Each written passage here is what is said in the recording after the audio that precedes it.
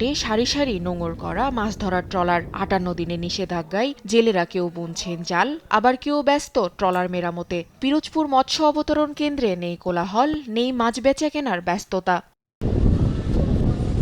একদিকে সংসারের চিন্তা, অন্যদিকে এনজিও আর মহাজনের ঋণ। ফলে দুশ্চিন্তায় দিন পার করছেন এখানকার কয়েক হাজার জেলে। নিষেধাজ্ঞার মাস পেরিয়ে গেলেও সরকারি বরাদ্দে চাল না পাওয়ার অভিযোগ করেছেন অনেক জেলে। অভাব অনটন আর অনিশ্চয়তায় দিন কাটছে তাদের। সরকার আমাকে কোনো মোটামুটি একটা সহযোগিতা করতো, তাহলে হয়তো মনে করো নাতিমি দিলে খাইলে বাঁচতে পারতাম মোটামুটি। এই অবরোধ দিয়েছে ২০-২৫ দিন হয়ে গেছে প্রায়, এমন থেকে আমরা চাল বইতে আসি না। আমাদের লোনের বেড়ারা ইয়ে কিস্তিওয়ালারা ইয়ে বই থাকে। জেলের কাজ করি, আমার কোনো কাজ মোট নাই, খাইতে লইতে খুব কষ্ট হয়। আমরা গরিব মানুষ, আমি কোথায় যাবো? হয়তো আমার ঋণ নিয়ে মানুষ করা লাগে, ঋণ নিয়ে খাওয়া লাগে।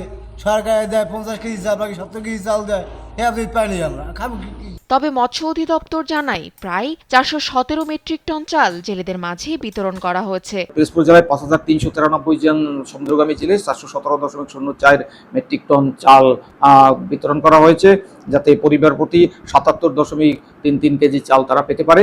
এটার আমরা অ্যাডভান্স প্রোগ্রাম শুরু করেছি এবং জেলেরা এই অবরোধকালীন সময়ে যে তারা থাকবে, তারা রেজিস্ট্রেশনের আওতায় যে কাজগুলি সেগুলি আমরা করে ফেলব। দীর্ঘমেয়াদী এ নিষেধাজ্ঞা বাস্তবায়নে পর্যাপ্ত সহায়তা নিশ্চিত করার দাবি জেলেদের।